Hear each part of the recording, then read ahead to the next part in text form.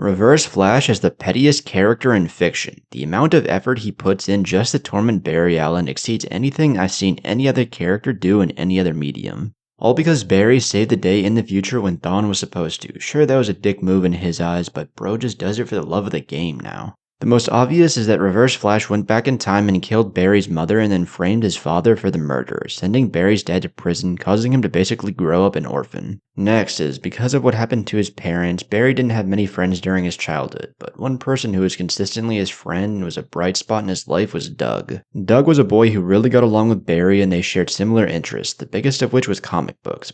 But due to Reverse Flash's absurd hatred for Barry, Eobard went back in time and vibrated Doug out of existence entirely so Barry would spend his childhood without friends. Another petty move was actually to Batman, and this happened after the events of Flashpoint, when Barry gave Bruce a letter from his father, Thomas Wayne, who wrote it as he was Batman in the Flashpoint timeline. Sometime later during the Button storyline, Thawne shows up in the Batcave and beats Bruce half to death and then rips up the letter in front of him. But can't forget the infamous meme where Thawne beat Barry off at super speed so he couldn't do the deed with his girlfriend. But let's be honest, that's such a Reverse Flash thing to do, and even though it's just a meme, that has the potential to actually happen in the comics. But in the show, I think the craziest thing Thawne did was create Reverse Flashpoint. In this timeline, he basically took over Barry's life in that he became the Flash instead of Barry. Instead, Eobard was the Flash, had all his friends, worked at the CCPD, owned Star Labs, killed Joe, his father figure, and then married Iris and basically stole Bro's girl.